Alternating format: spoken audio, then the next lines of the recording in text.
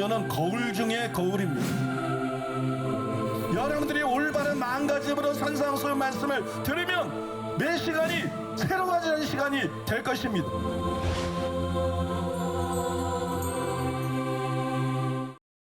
복음은 가난한 자들에게 주로 전파가 됩니다. 그리고 가난한 자들이 주로 구원을 받습니다. 그렇다고 부자는 죄가 되느냐? 그렇지가 않아요. 부자라도 심령이 가난한 사람은 구원을 받습니다. 결국 중요한 게 뭐예요? 사람들이 중요하게 여기는 부자냐 가난하냐 이게 아니에요. 심령이 가난하냐 심령이 부자냐 이게 중요한 거예요. 정말로 중요한 것은 심령의 가난이라는 것이에요. 심령의 가난이 절대적으로 중요한 것이에요. 그러면 이렇게 중요한 심령의 가난은 구체적으로 어떤 것일까요? 저는 심령의 가난이 무엇인지 정확하게 파악하기 위해서 산상수훈에 대한 많은 책들을 읽었습니다. 그러나 책들을 읽어보니까 심령 가난에 대한 개념만 나와요. 심령 가난은 이런 것이다 이런 개념만 나오고 왜 심령의 가난이 이것인지 설명들이 없어요. 뭐 성경의 뭐에 근거해서 무슨 이유로 심령의 가난이 이런 것인지 거기 납득할 만한 설명을 어느 책에서도 발견할 수가 없었어요. 그래도 한 가지 건진 것이 있었는데 양용희 교수님의 설명이었습니다. 구약 성경에서 가난한 자를 지칭하는 대표적인 히브리어 단어 아니와 아나브는 힘이 없고 의존적이어서 그 결과 힘을 가진 자들의 착취에 쉽게 노출될 수밖에 없는 자들을 가리킨다. 가난한 자들은 하나님 외에 그 누구에게도 호소할 데가 없다. 그래서 가난한 자는 하나님께 전적으로 의존하는 자들로 그려지고 있다. 팔복의 가난한 자가 이런 구약적 배경을 반영하고 있다는 점은 의심할 여지가 없다. 이게 전부였어요. 제가 발견한 게 이게 전부였어요. 이 설명은 심령의 가난이 무엇인지 어느 정도 우리가 짐작할 수 있게 해줍니다. 그래서 이 귀한 설명이지만 충분한 설명은 아니에요. 저는 심령의 가난이 왜 그런 뜻인지 더 구체적으로 알고 싶었어요. 그러나 심령의 가난을 언급한 것이 성경의 두 곳뿐입니다. 이사야 66장 2절하고 오늘 본문하고 두 곳밖에 없어요. 그 다음에 두 곳을 읽어봐도 심령의 가난이라는 말만 나오지 심령의 가난이 어떤 것이다, 심령의 가난이 뭐다 이런 설명이 전혀 없어요. 그래서 산상수훈을 연구하면서 이거 알고 싶은데 모른다. 알 수가 없다. 성경에 딱 두 번 나오고 그 다음에 그런 표현만 나오지 그게 무슨 의미인지 나와 있지 않은데 내가 도대체 어떻게 할 수 있겠는가 포기하고 있었어요. 그런데 2020년 6월 18일 아침 제가 잠에서 깨어났는데 그 이유를 성령께서 가르쳐 주셨어요. 그것을 먼저 여러분하고 나누기를 원합니다. 심령의 가난은 한마디로 말해서 뭐냐 한번 따라해 볼까요? 자기의 실상에 대해서 눈을 뜬 것이다. 심령의 가난은 다른 것이 아닙니다. 자기 실상에 대해서 눈을 뜬 거예요. 자기 실체를 보게 된 것이에요. 사도행전 26장 17절로 18절 이스라엘과 이방인들에게서 내가 너를 구원하여 그들에게 보내어 그 눈을 뜨게 하여 어둠에서 빛으로 사단의 권세에서 하나님께로 돌아오게 하고 죄사함과 나를 믿어 거룩하게 된 무리 가운데서 기업을 얻게 하리라 하더이다. 즉 자신의 죄와 내적 부패를 깊이 깨달은 상태입니다. 자기가 얼마나 악하고 교만하고 음란하고 탐욕스럽고 이기적이고 죄인인지. 여러분 자신의 죄와 내적인 부패를 깊이 깨달은 상태 이것이 심령의 가난이에요.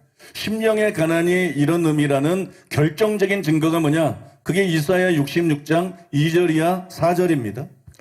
나 여호와가 말하노라 내 손이 이 모든 것을 지었으므로 그들이 생겼느니라.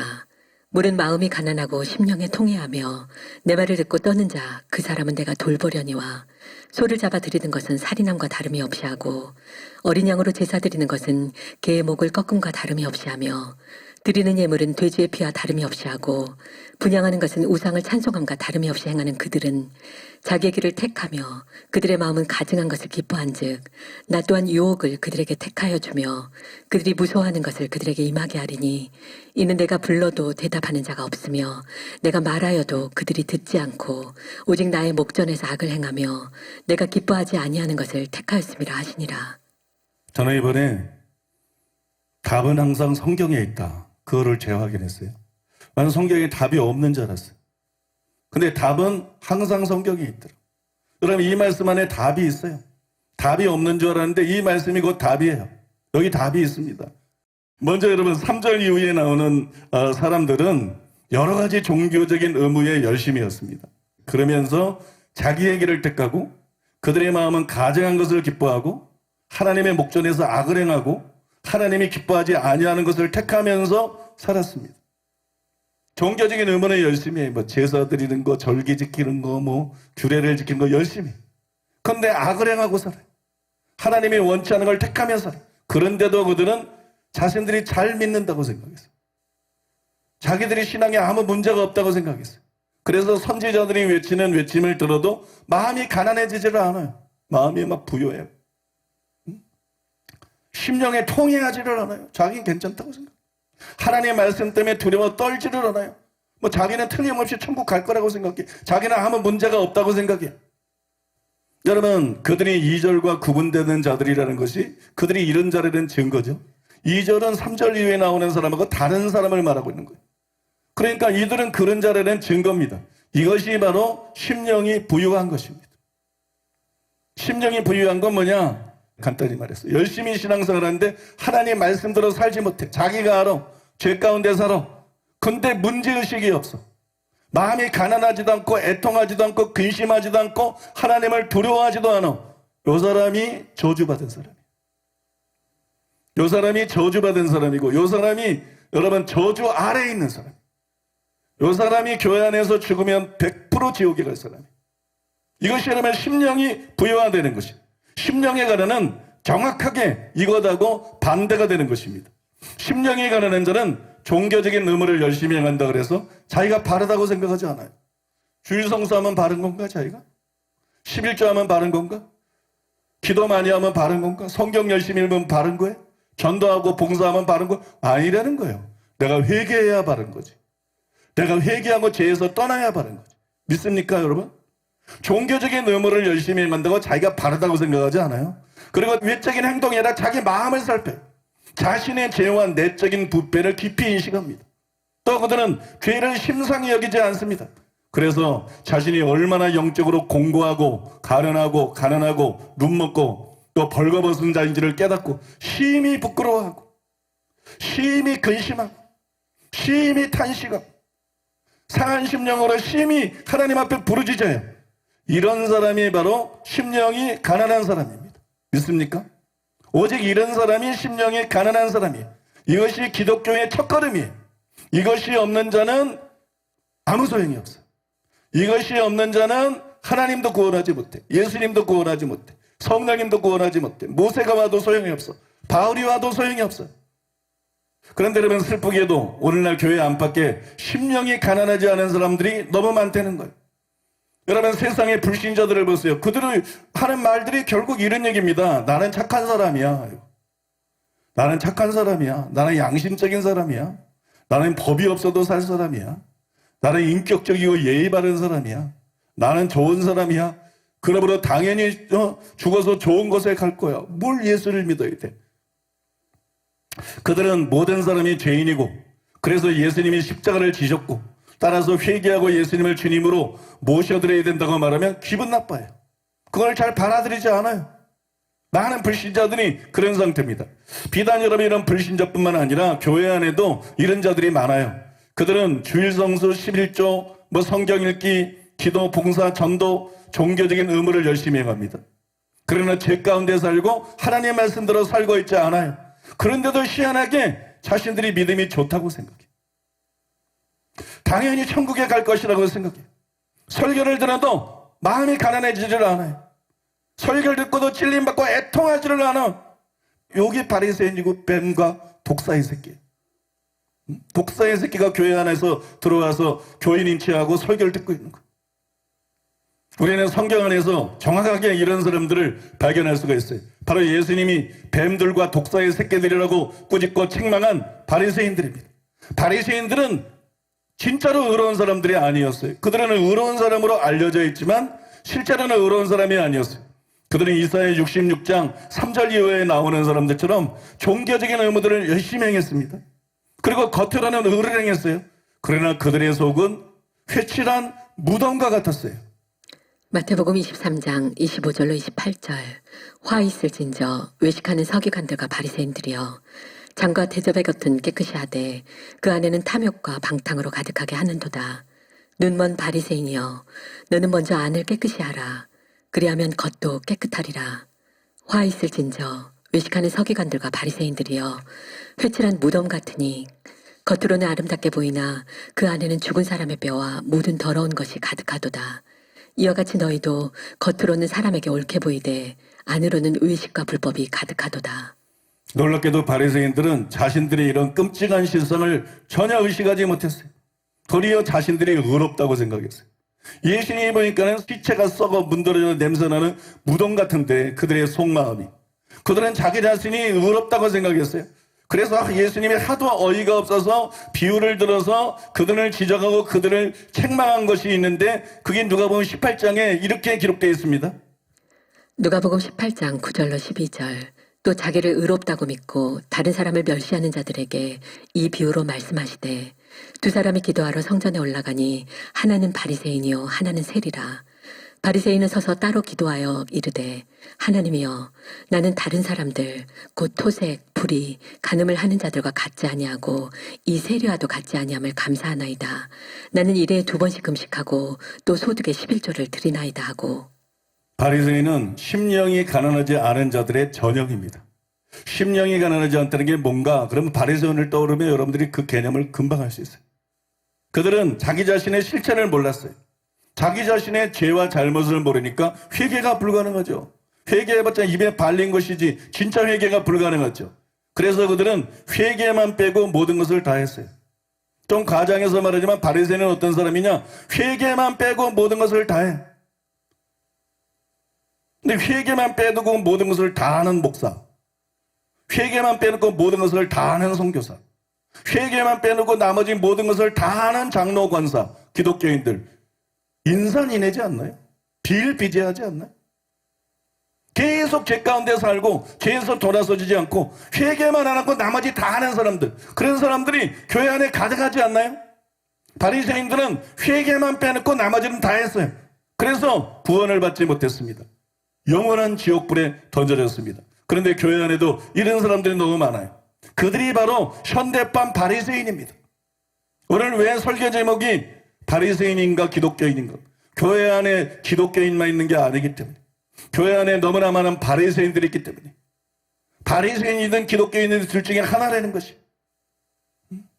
오늘 저는 여러분 바리새인들을 구원하기 위해서 이 설교를 하는 것입니다. 바리새인들을 회개시키기 위해서 이 설교를 하는 거예요. 그들은 내버려둬야 되겠어요? 그들을 구원해야 됩니다. 그들을 깨워야 됩니다. 그들도 살려야 됩니다. 그래서 여러분 이 설교를 하는 거예요. 현대판 바리새인들이 교회 안에 너무나 많습니다.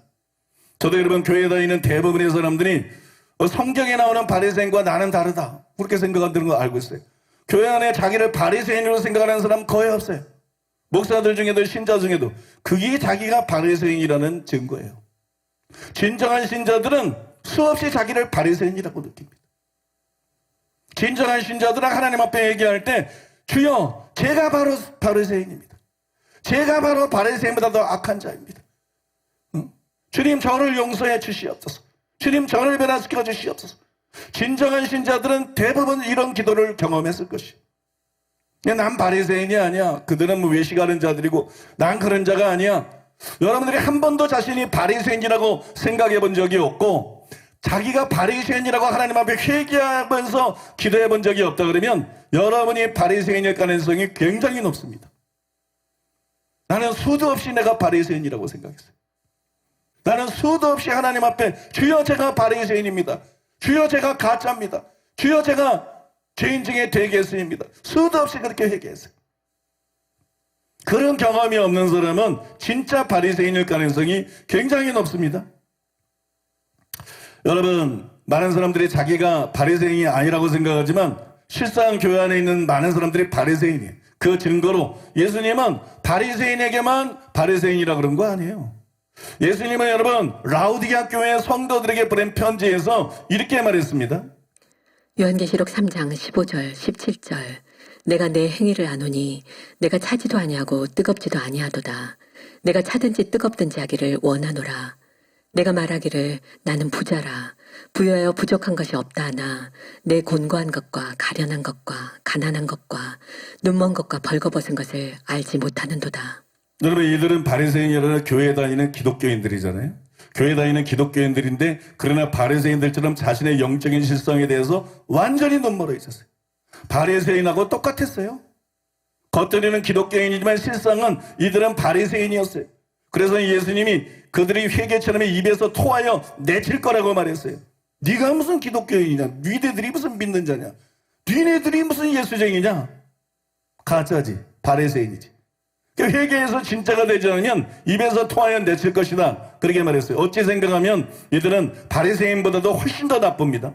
바리새인들은 도덕적인 상과 종교적인 의무들을 열심히 행한 것 때문에 자기를 제대로 보지 못하고 의롭다고 여겼어요. 그러니 이들은 고작 물질적으로 부유하다는 것 때문에 믿음에 아무 문제가 없다고 착각하고 있어요. 자신들이 물질적으로 부유하니까 믿음에 아무 문제가 없다. 얼마나 여러분 어리석은 자들입니까? 그런데 저는 이런 착각이 교회 안에 만연되어 있는 것을 봅니다. 세상에서는 돈이 많고 적음으로 부자와 가난한 자를 나눕니다. 그러나 영적으로는 의가 그것을 결정합니다. 중요한 것은 돈이 아니라 의예요. 누구든지 의가 없는 자는 영적으로 가난한 자예요. 하지만 영적으로 가난한 자가 심령이 가난한 것은 아니에요. 자신의 영적인 가난을 깊이 의식한 자, 자신이 얼마나 영적으로 가난하고 가련한 자인지를 깊이 깨달은 사람, 이런 사람이 심정이 가난하게 되는 거예요. 근데 교회 안에 영적으로는 가난한데 이거를 모르는 사람들이 너무나 많다는 거예요. 예수님이 계속 말씀했어요. 소경이요, 우맹들이요. 교회 안에 소경 목사가 얼마나 많은지 몰라요. 교회 안에 우맹 목사들, 교회 안에 소경 우맹 장로들이 얼마나 많은지 몰라요. 교회 안에 우맹들, 소경들, 신자들이 얼마나 많은지 몰라.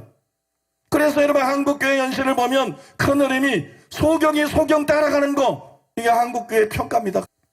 일례로 여러분 교회 안에 직업이 좋고 사회적으로 성공하고 부유한 사람들 가운데 바리새인들처럼 종교적인 의무를 행하고 표면적인 의를 행하고 살면서 자신은 의롭다고 착각하고 있는 사람들, 자신의 신앙생활 잘하고 있다고 착각하는 사람들, 그런 사람들이 얼마나 많습니까? 심지어는 목회자들 중에도 교회가 크고 사람들이 많이 모이고 헌금이 많이 나오면 자부심을 느끼고 자신이 제대로 목회하고 있다고 착각하고 있는 소경 목회자들이 수도 없이 많습니다. 지옥갈 목사들이 한둘이 아니라는 거예요. 수도 없이 많다는 것이.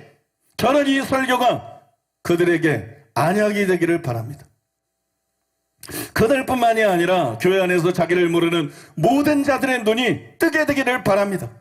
제발 모두가 자기의 실상을 깨닫고 심령이 가난한 자가 되어서 참으로 구원받은 자가 되기를 간절히 원하고 또 원합니다. 그러면 이제 심령의 가난이 무엇인지 실제로 감이 잡히고 선명하게 이해가 되실 것이에요. 그러나 저는 여러분이 머리로만 아는 것을 원치 않습니다. 실제로는 여러분의 심령이 가난해지기를 원합니다. 그래서 제가 어떻게 하면 사람들의 마음을 가난하게 할 수 있을까? 좋은 방법 중에 하나가 제가 여러 책을 읽으면서 심령 가난에 대한 탁월한 설명들을 발견을 했는데 그것을 여러분들에게 소개해드리는 거예요. 그걸 왜 소개해드리느냐? 제가 설교 준비를 위해서 여러분 심령 가난에 대한 여러 학자들의 탁월한 설명들, 그 설명들만 꼽아서 설교 준비하기 위해서 쓰고 읽는데 마음이 막 녹아지더라고요. 그 설명들, 그 말씀 앞에 제 마음이 막 녹아지더라고요. 그걸 경험을 했어요.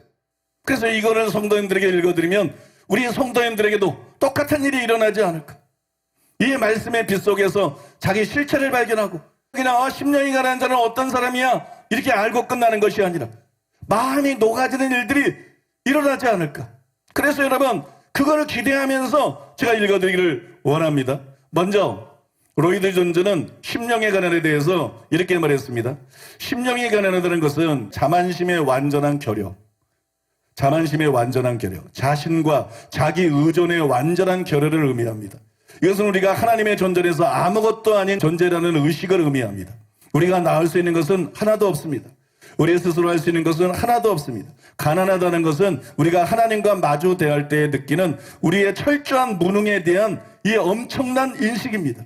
이것이 심령이 가난하다는 것입니다. 거듭 말씀드립니다. 그것은 우리가 아무것도 아니라는 느낌이며 우리가 아무것도 소유하고 있지 않으며 우리가 철저히 복종한 상태로 하나님을 바라보며 그와 그의 은혜와 자비를 철저하게 의뢰하는 것입니다.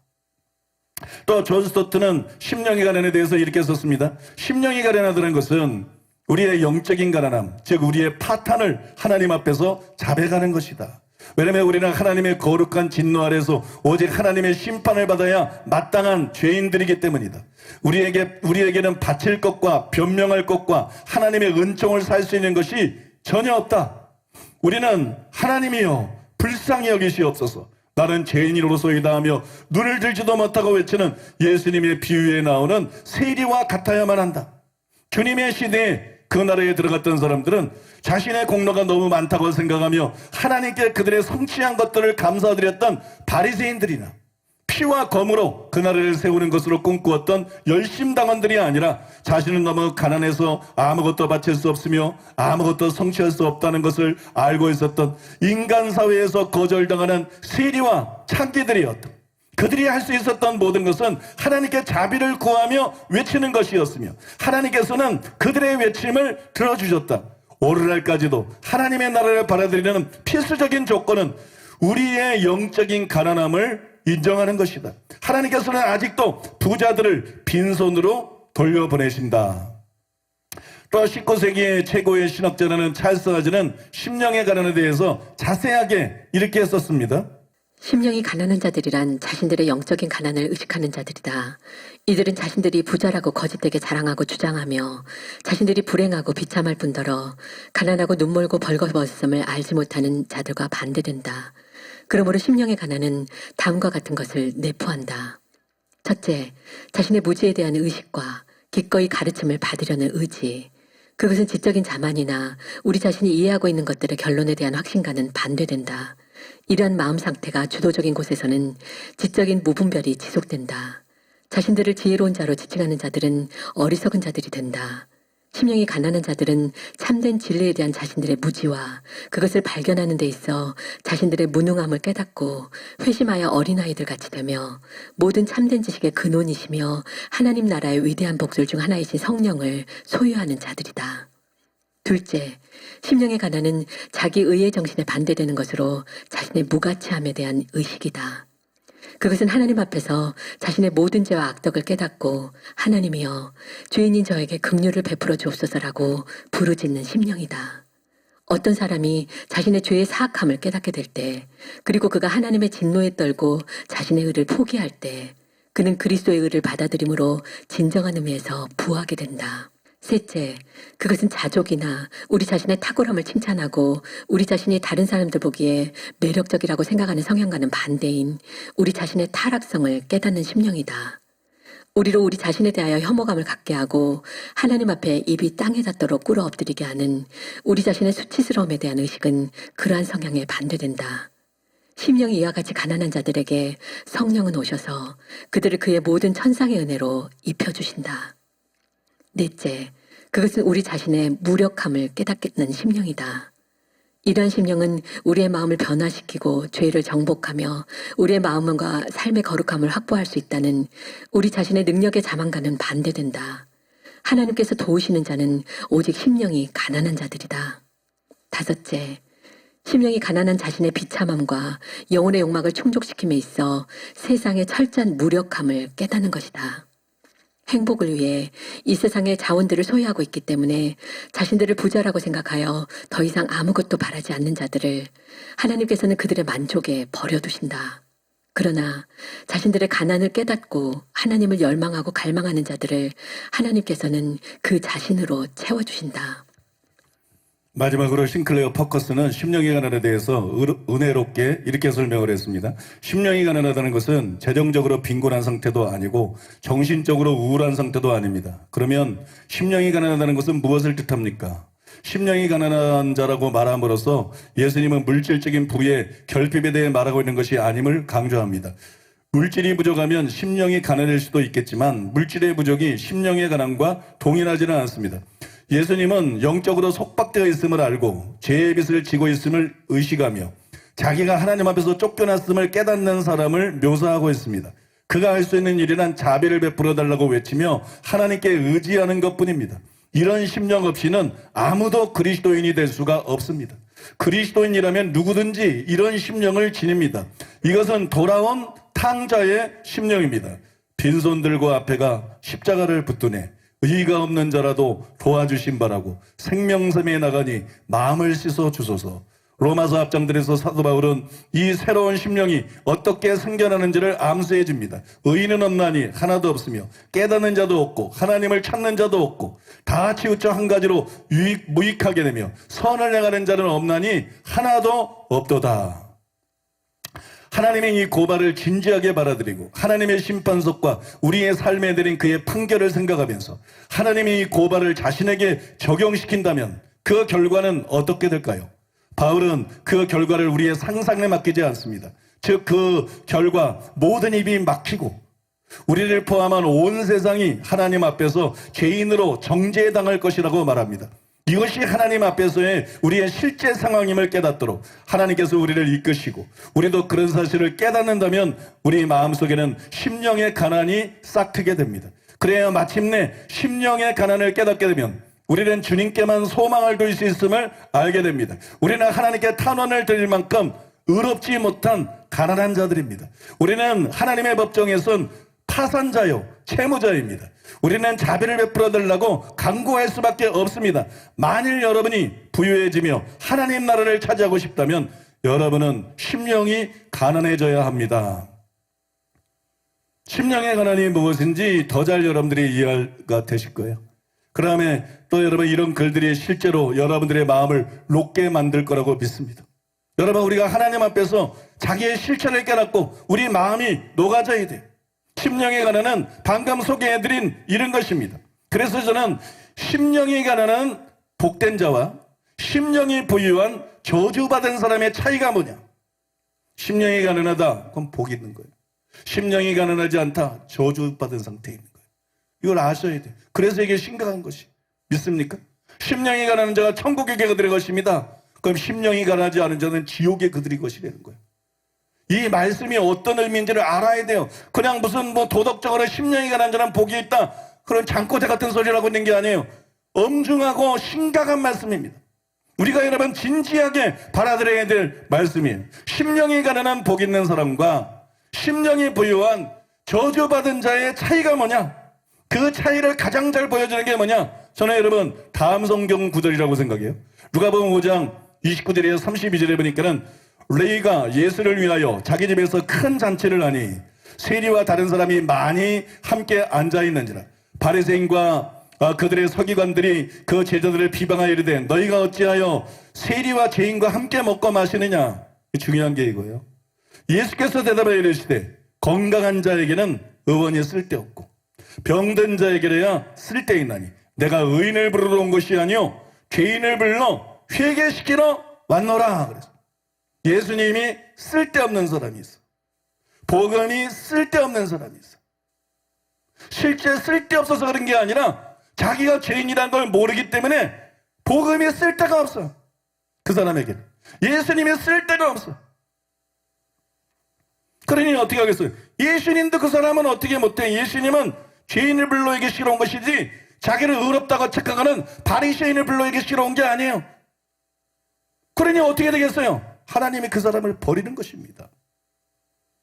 예수님이 어떻게 보면 바리새인을 회개시키려고 그랬지만 예수님은 바리새인을 사실상 방치했습니다. 성경을 자세히 보세요. 예수님은 바리새인들을 버렸어요. 예수님은 그들을 회개시키려고 한 적이 거의 없어요. 왜? 예수님은 그런 사람은 어쩔 수가 없어요. 하나님 말씀대로 살고 있지 않으면서도 종교적인 의문에 가오면서 자기가 신앙생활을 잘하고 있다고 착각하는 이 어리석은 사람, 이 교회 안의 바리새인, 그거는 저주받은 것입니다. 여러분. 절대로 지옥의 형벌을 피할 수가 없어요. 저는 여러분 오늘 그런 사람들까지도 깨어나기를 원하는 것입니다. 심령이 가난한 자는 세리처럼 자기 영혼에 죽을 병, 즉 자기가 죄인이라는 것을 깨닫습니다. 회개가 필요한다는 것을 깨닫습니다. 예수님 주님으로 모셔드린 게 필요하다는 걸 깨닫습니다. 성령이 필요하다는 걸 깨닫습니다. 은혜가 필요하다는 것을 깨닫습니다. 기도하고 매달려야 되는 것을 깨닫습니다. 죄와 싸워야 되는 것을 깨닫습니다. 그리고 실제로 그렇게 살아간다고요. 반대로 심령이 부유한 사람은 바리새인처럼 자기의 병, 즉 죄를 깨닫지 못하고 의롭다고 착각하고 살아요. 암 말기인데 증상이 없다 그래서 건강한 사람 착각하고 아무 대책도 없이 살아가는 것에 비할 수 있는 거예요. 그래서 회개의 필요성과 영혼의 의사이신 예수님이 절대로 필요하다는 것을 진지하고 심각하게 깨닫지를 못합니다. 그래서 이 산상수훈 같은 말씀을 들어도 다른 사람은 심각하고 다른 사람은 근심하고 다른 사람은 단식하고 다른 사람은 회개하는데 말씀만 들을 뿐이지 듣고 난 다음에는 아무런 반응도 없는, 이게 바로 뱀들이에요. 이게 바로 독사의 새끼들이에요. 이게 바로 교회 안에 있는 이 시대의 바리새인들이에요. 그런 사람들이 여러분 실제로 교회에 있다는 것이, 이런 사람들은 이 상태로는 회개가 불가능합니다. 이런 사람은 이 상태로는 암만 설교를 들어도 믿는 것도 불가능합니다. 한편 이 구절을 보니까 세리와 바리새인이 나오잖아요. 그런데 훗날 예수님은 세리와 바리새인 이 둘을 주인공으로 하는 바리새인과 세리의 기도라는 비유를 말씀했습니다. 굉장히 중요한 비유예요. 누가복음 18장 9절로 14절. 또 자기를 의롭다고 믿고 다른 사람을 멸시하는 자들에게 이 비유로 말씀하시되, 두 사람이 기도하러 성전에 올라가니 하나는 바리새인이요 하나는 세리라. 바리새인은 서서 따로 기도하여 이르되, 하나님이여, 나는 다른 사람들 곧 토색, 불의, 간음을 하는 자들과 같지 아니하고 이 세리와도 같지 아니함을 감사하나이다. 나는 일에 2번씩 금식하고 또 소득의 11조를 드리나이다 하고, 세리는 멀리 서서 감히 눈을 들어 하늘을 쳐다보지도 못하고 다만 가슴을 치며 이르되, 하나님이여 불쌍히 여기소서, 나는 죄인이로소이다 하였느니라. 내가 너희에게 이르노니 이에 저 바리새인이 아니고 이 사람이 의롭다 하심을 받고 그의 집으로 내려갔느니라. 무릇 자기를 높이는 자는 낮아지고 자기를 낮추는 자는 높아지리라 하시니라. 여러분이 잘 아는 이 비유는 누가 복 있는 심령이 가난한 자이며 누가 저주받은 심령이 부유한 자인지를 분명하게 보여주고 있습니다. 심령이 부유한 자는 이곳에 나오는 바리새인과 같아요. 즉 자기 의에 도취된 사람입니다. 그들은 바리새인들처럼 자신이 세운 기준으로 모든 것을 충족했다고 착각하는 자들이에요. 불신자들도 마찬가지 아니에요? 살인하고 도둑질하고 이래서 세상법만 안 어겼으면 자기는 착한 사람이다. 자기 기준이잖아. 하나님의 기준이 아니고. 심판은 하나님의 기준, 율법을 통해서 이루어질 것인데.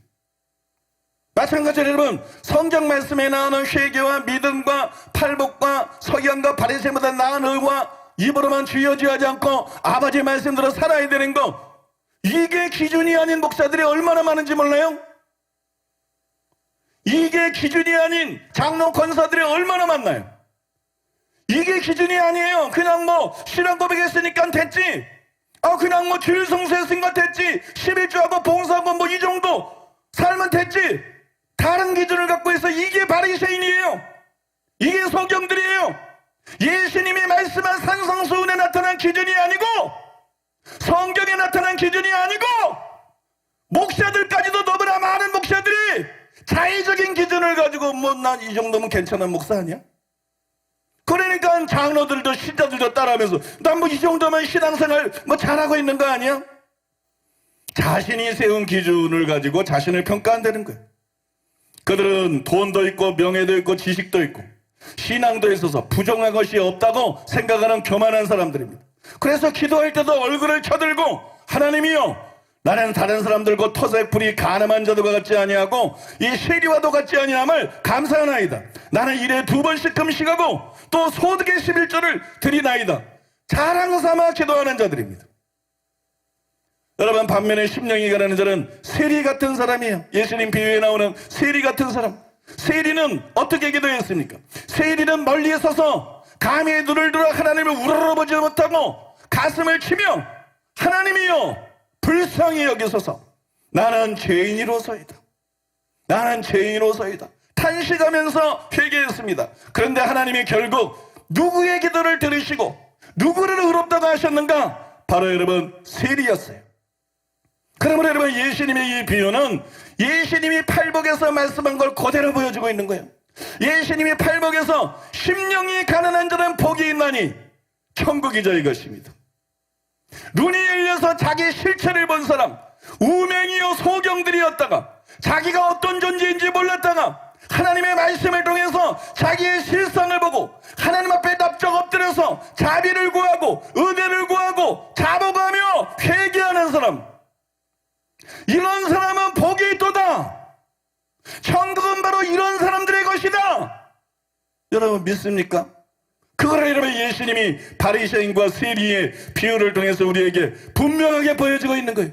그래서 우리는 이 우리에게 알려져 있는 이 시간 비유 앞에서 서서 이 비유를 거울로 삼아서 나는 바리새인인가? 나는 세리인가? 살펴봐야 되는 것이, 나는 바리새인처럼 심령이 부유한 저주받은 사람인가? 아니면 나는 세리처럼 심령이 가난한 복이 있는 사람인가? 여러분 진지하게 자신을 이 시간 점검해 보시기를 바랍니다. 여러분은 모두 예수를 믿는 사람들이요. 그러니까 교회에 나와 있겠죠? 그러나 여러분이 다 그리스도인은 아닙니다.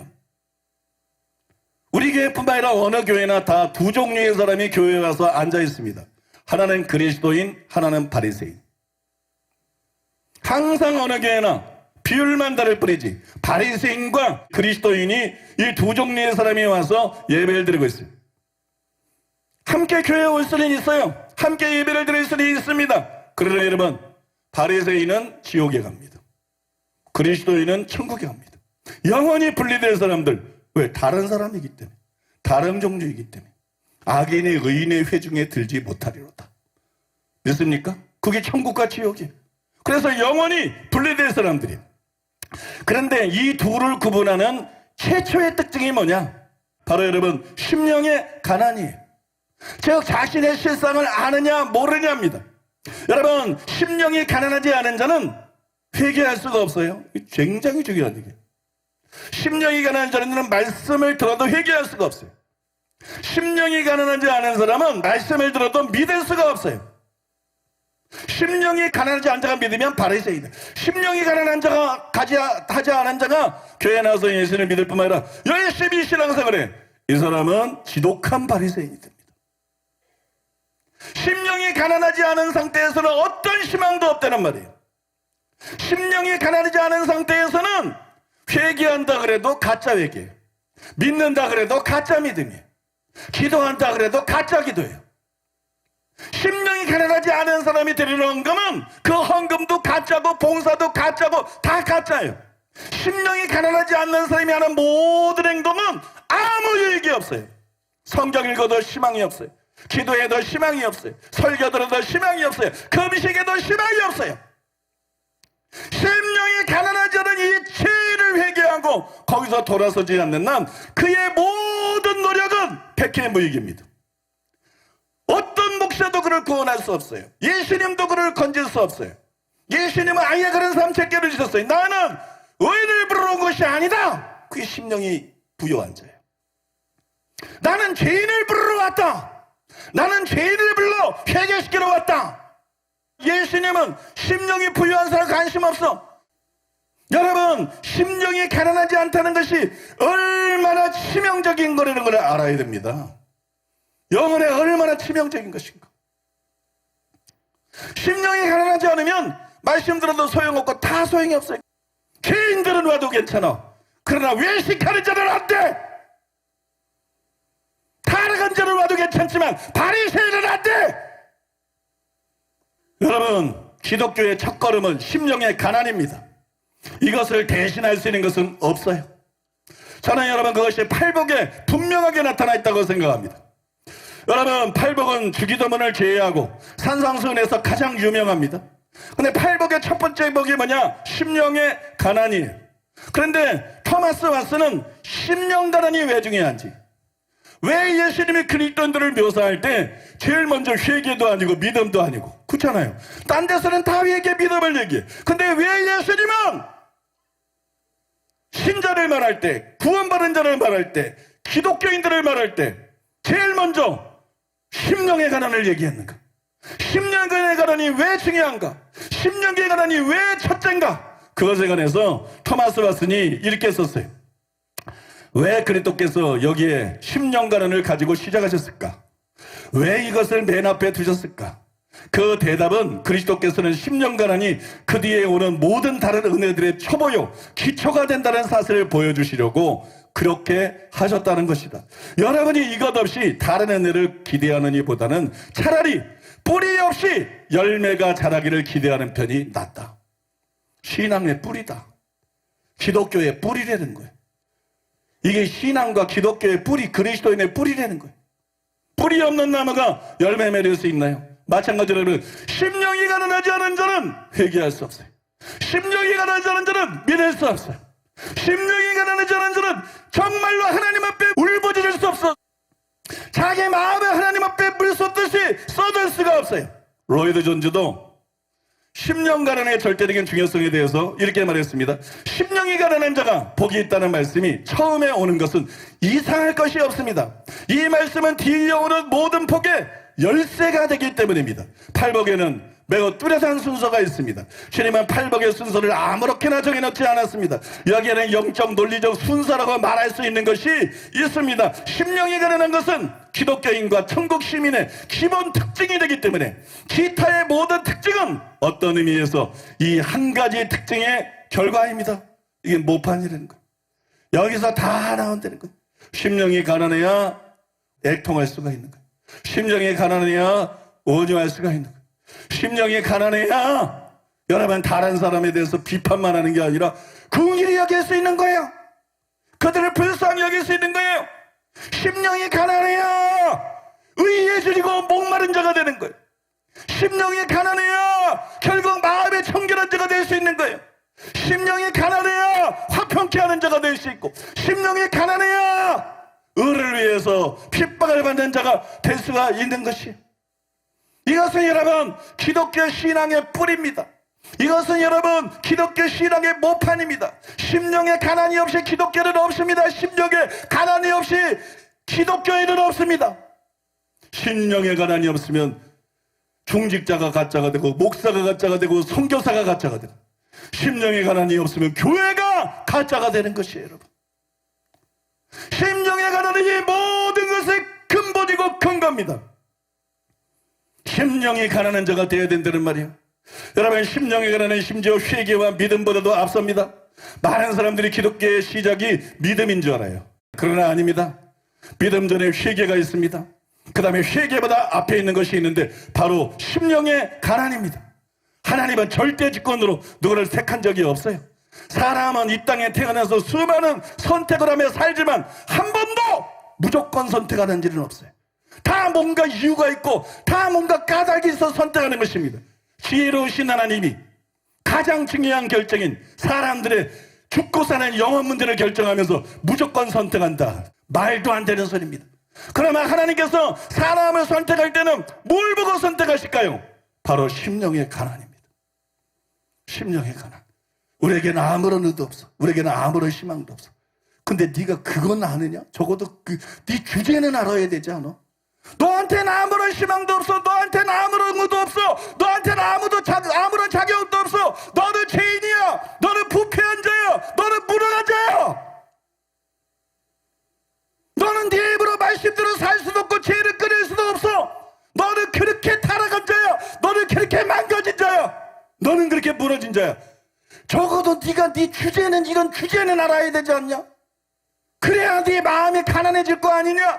그래야 네 마음이 가난해져서 나의 종들이 회개라고 외칠 때 반발하는 게 아니라 찔림을 받고 회개할 거 아니냐?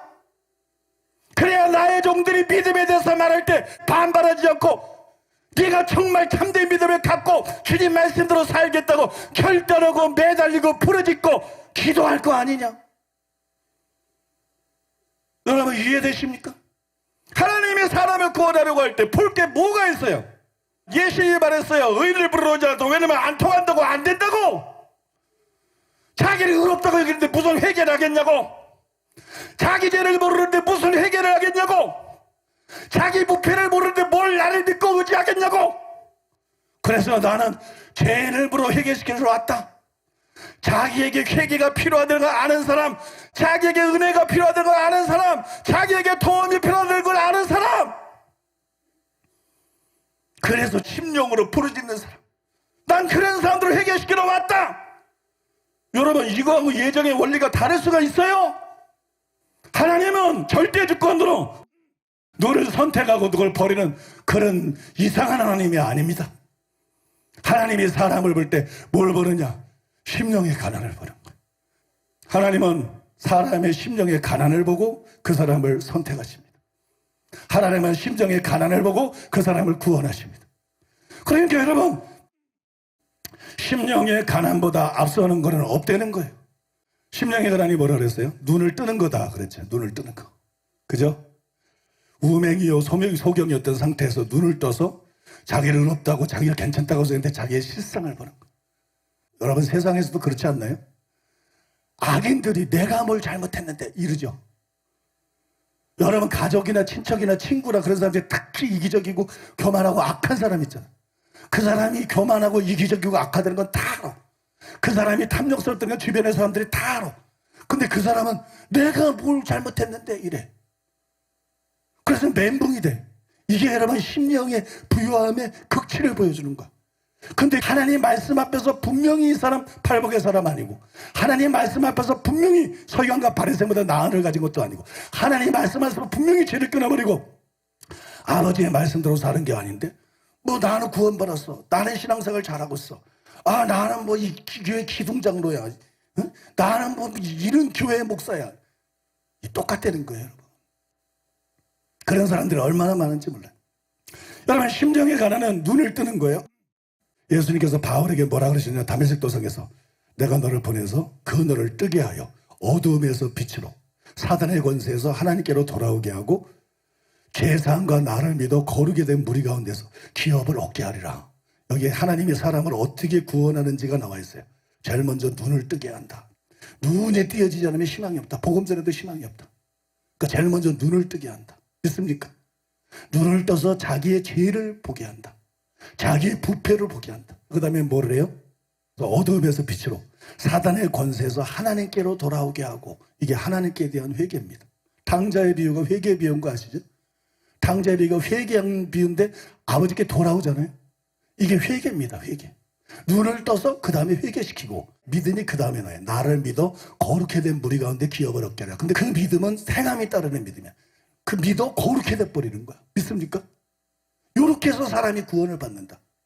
요 일을 위해서 내가 너를 택했다. 요 일을 가서 하라고 이방과 유대인들에게 요 일을 해서 사람들을 구원하라고 내가 너를 택했다.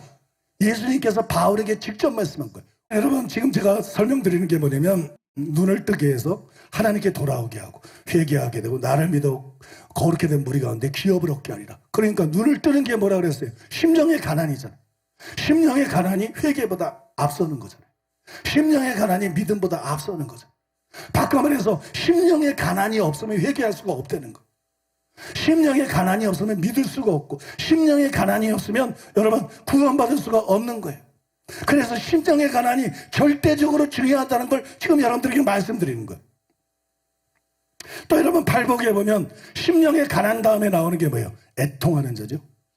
이사야 66장 2절도 마찬가지입니다. 무릇 마음이 가난하고 심령에 통회하며. 심령의 가난이 먼저라는 거예요. 통회하고 회개하는 건 다음이 되는 거예요. 믿습니까? 통회하고 회개하는 건 다음이다. 그 다음에 여러분 성경에 보면 심령의 가난과 동의어로 쓰인 게 있어요. 그게 어린아이 같다는 표현이에요. 어린아이 같다. 어린아이 같다. 그게 심령의 가난이에요. 심령의 가난한 자가 복된 이유는 천국이 그들의 것이기 때문이에요. 근데 예수님이 뭐라고 말했느냐? 누가복음 10장 14절에서 어린아이들에게 하나님의 나라가 이런 자의 것이니라 그랬어요. 심령의 가난한 자에게 약속한 거하고 똑같은 걸 어린아이에게 약속하셨어요. 그래서 캐더린 쿨만은 이 둘 사이의 일치성에 대해서 이렇게 말을 했습니다. 하나님의 나라가 심령이 가난한 사람들의 것임과 완전히 동일하게 하나님의 나라는 어린아이들의 것이며 하나님 나라의 여러 가지 권리는 어린아이들의 것입니다. 아시다시피 심령이 가난한 사람, 하나님 앞에서 자신이 완전히 아무것도 아닌 것임을 잘 알고 있는 사람들은 어린아이에 비교될 수 있습니다. 그들은 단순하고 가장하는 것이 없으며 가르침을 받아들이는 마음을 소유하고 있습니다. 우리가 어린아이와 같은 마음을 가질 때 우리는 자신이 아무것도 아님을 깨달을 수 있으며 자신에게 있는 것은 모두 하나님으로부터 온 것임을 알게 됩니다. 그때 비로소 우리는 하나님의 나라를 상속받을 수 있습니다. 심령이 가난한 사람들과 어린아이의 마음을 가진 사람들, 이 두 종류의 사람들은 하나님의 눈에는 완전히 동일합니다. 심령이 가난한 자와 어린아이가 같은 것은 하나님 눈에 완전히 동일하다. 같은 사람이라는 거예요. 그러니까 심령이 가난한 자는 어린아이 같은 것을 말하는 것이에요. 근데 예수님께서 마태복음 11장 25절에서 이렇게 말씀했어요. 그때 예수께서 대답하여 이르시되 천지의 주제이신 아버지여 이것을 지혜롭고 슬기 있는 자들에게는 숨기시고 어린아이들에게는 나타내심을 감사하나이다. 예수님은 지혜롭고 슬기 있는 자들에게는 천국 복음이 숨겨지고 어린아이들에게는 나타내진다고 말씀했어요. 즉 심령이 가난한 자들인 어린아이 같은 사람들에게만 천국 복음이 계시가 된다는 거예요. 그래서 단순히 지식으로 하는 게 아니라 그들이 영으로 깨닫게 된다는 거예요. 그래서 그들이 회개하고 믿고 구원을 받게 된다는 거예요. 말씀을 헛되게 흘려보내는 것이 아니라 그 하나님이 주시는 계시를 통해서 여러분 회개에 도달하게 되고 믿음에 도달하게 되고 그 사람들이 구원을 받게 된다는 거예요. 여기 이 말씀에도 심령의 가난이 회개보다 앞선다는 것이 분명히 나타나 있죠. 또 심령의 가난이 믿음보다 앞선다는 것이 분명히 나타나 있어요. 이를 통해서 우리는 놀라운 걸 알 수 있어요. 왜 어떤 사람들은 들어도 회개하지를 않는가? 다른 사람들은 다 울고 회개하는데 왜 어떤 사람은 암만 설교를 들어도 회개하지 않는가? 왜 어떤 사람들은 말씀을 듣고 믿고 거듭나는데 왜 어떤 사람은 암만 들어도 믿음이 안 생기는가?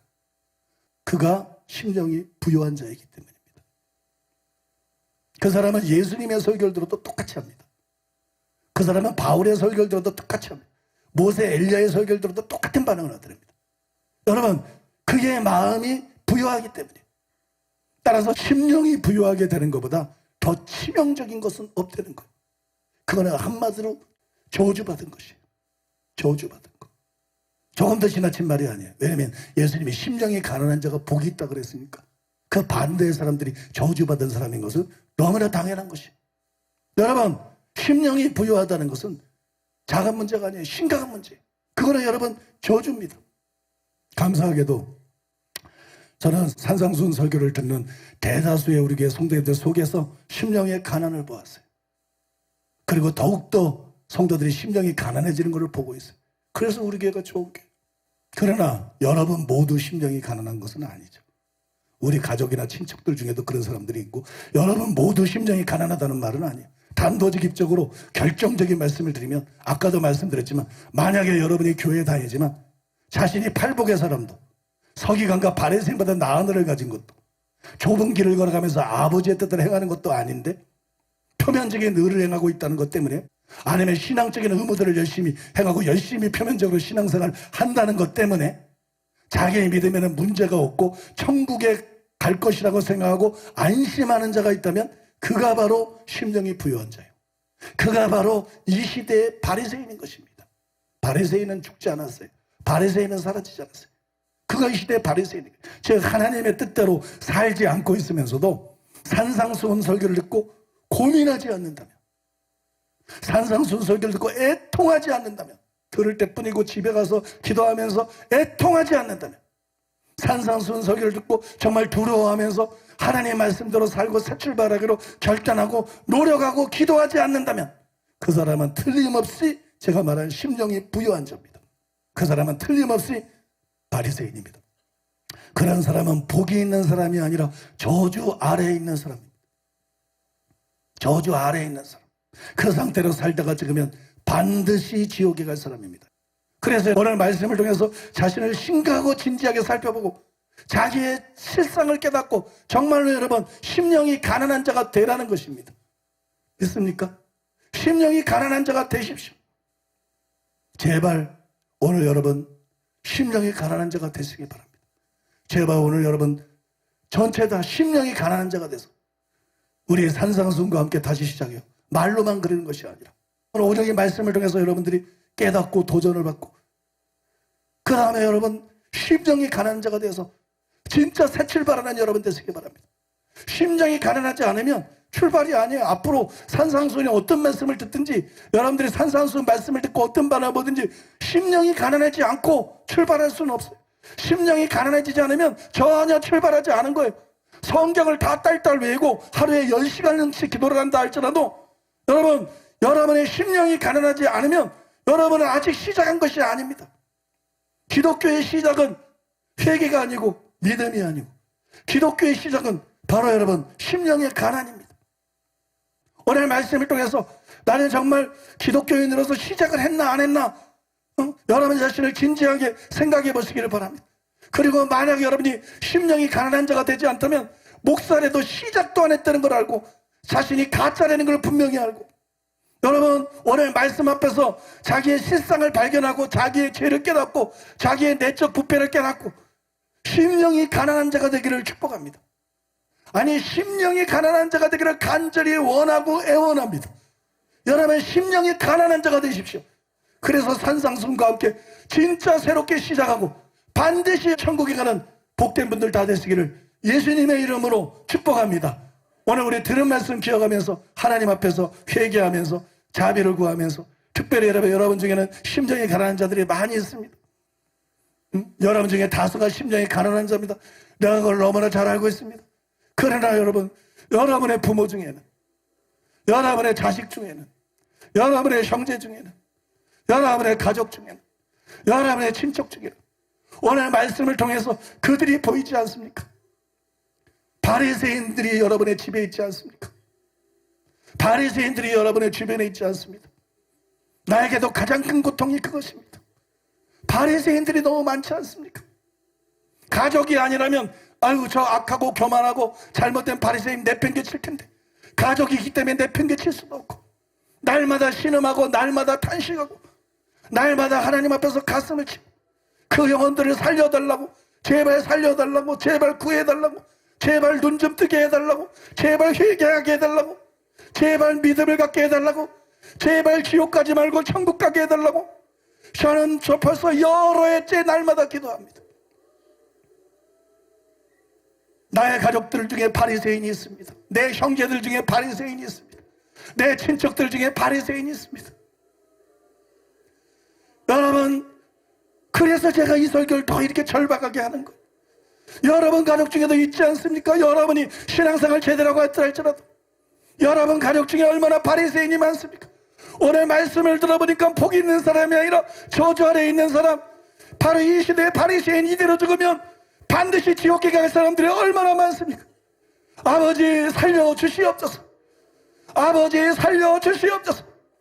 아버지, 우리 부모, 우리 형제, 우리 자녀, 우리 가족, 우리 친척, 우리 친구, 우리 동료, 아버지 한국계 목사들, 한국계 장로들, 권사들, 아버지 한국계 기독교인들, 이 시대 기독교인들, 아버지 살려주시옵소서. 저는 끊임없이 기도합니다. 아버지 살려주시옵소서. 아버지 살려주시옵소서. 아버지 제발 살려주시옵소서. 아버지 제발 살려주시옵소서. 기도하겠습니다.